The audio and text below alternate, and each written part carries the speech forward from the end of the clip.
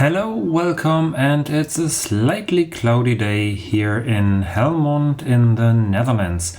This is a bit more than an hour's drive from my home city, so we decided to go there to visit a special place that you might have heard of already, and it's right around the corner here.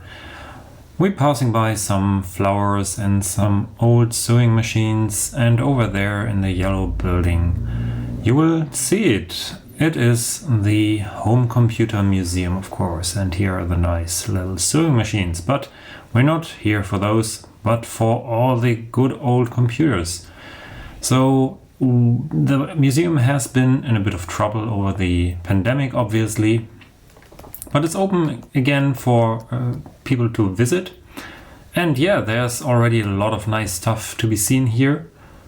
And let's step inside.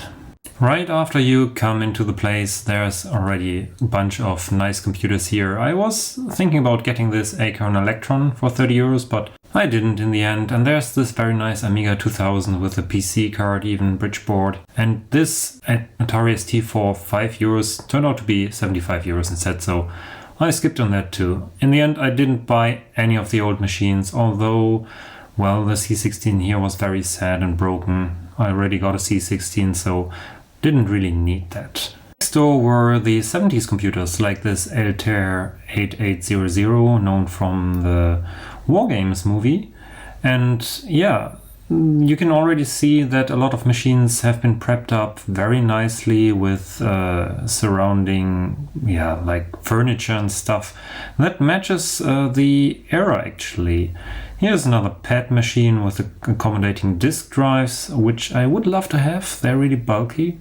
And there's of course also some of the main boards stuck to the wall, like this pad main board and a Kim one right next to it. Also, there was a huge collection of Atari 2600, 5200 and even 7800 consoles.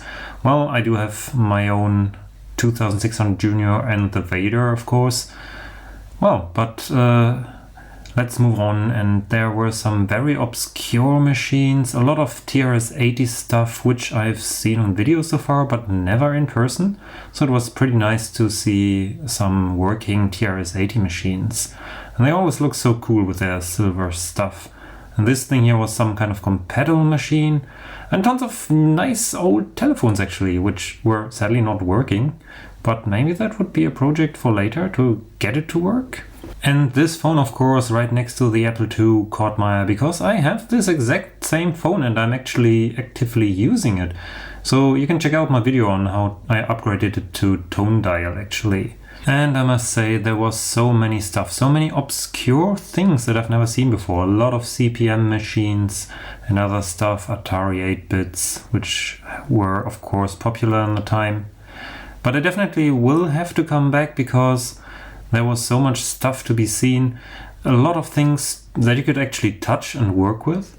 But I was missing out a little bit on some things, like you couldn't run like demo scene productions which show off really the graphical or sound capabilities. So maybe next time I will come back with a bunch of discs for some of the machines, at least stuff that I can write with my grease weasel and try them out.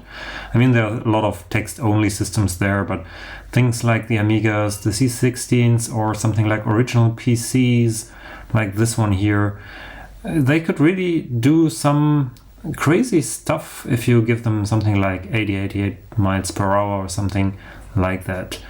But it's already nice for the average museum goer to try out some games and stuff. For example, here I'm running Planet X3 by the 8-bit guy, and it's nice to have it here because it's like a modern game made in the last couple of years, running on this vintage hardware. Yeah, that's already pretty nice, I have to say. Also, I must say, even though I am sort of like already a bit of an expert in computers and also retro machines, I even struggled with the overwhelming amount of things that are here and systems that I've never even worked with. And yeah, sometimes it would be very hard to figure out what to do with them. And maybe it would be nice to have some kind of guided tour where they show off one or two machines and their specialties and how to run things there.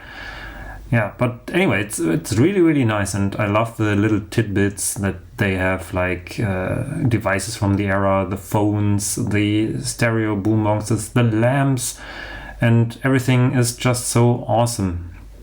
So it's definitely, you can spend like the whole day there and come back and discover new stuff all the time.